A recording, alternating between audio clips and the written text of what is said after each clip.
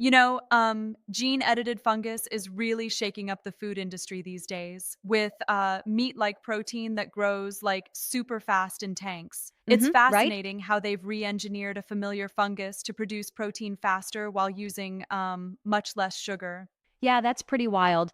So essentially, by tweaking the fungus's DNA, they're creating a meat alternative that demands less sugar and grows way quicker compared to what we've seen before, right? Exactly. And the whole process takes place in these stainless steel fermenters. Like it's all done in controlled environments. They grow these dense, fibrous strands that bound together, which mimics the texture of meat. And Yes, got it. it's all happening in tanks rather than on a farm. So they use CRISPR to knock out a couple of genes instead of adding extra DNA, is that correct? Right. The technique is all about deleting two specific genes. One change thins the cell wall by targeting chitin production, making the protein much more digestible. The other modification redirects sugar metabolism so that more of it goes straight into protein, almost like doubling the efficiency. Yeah, that's clever.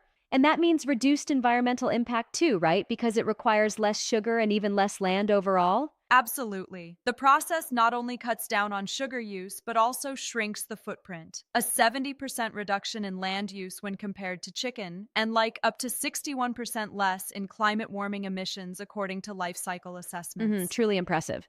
I also read that they managed to improve the fungus's amino acid profile, which is essential for nutrition. Is that true? Yes, totally. With these edits, the essential amino acid index shot up by nearly 33%. It's like, not just faster production, but actually a far more nutritious protein source overall.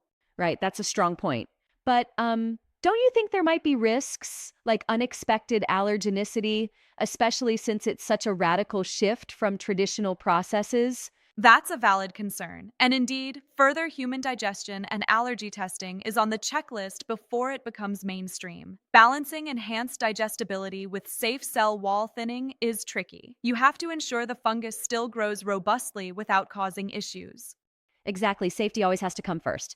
And on the sustainability side, relying on cleaner electricity sources would further boost its environmental credentials, wouldn't it? Definitely, cleaner grids for fermentation operations really help lower the carbon footprint from electricity use. Plus, by cutting down on the sugar needed, there's less demand for resource heavy feedstock.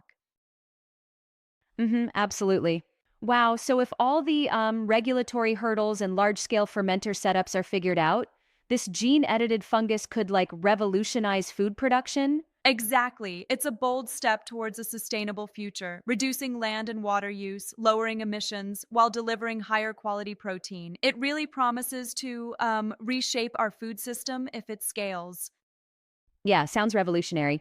It's exciting to imagine a future where sustainable, efficient protein production is the norm rather than a niche. Right on, it's groundbreaking innovation. The next steps, like rigorous safety trials and extensive policy reviews, will be crucial to determine if this prototype can transition into our everyday meals. Absolutely, keeping an eye on regulations will be key. Overall, it's a really exciting peek into how modern biotechnology can transform food production, building a bridge between science, nutrition, and sustainability. For sure, if the challenges are met head on, we could be looking at one of the most innovative food revolutions of our time. And that's something to really look forward to.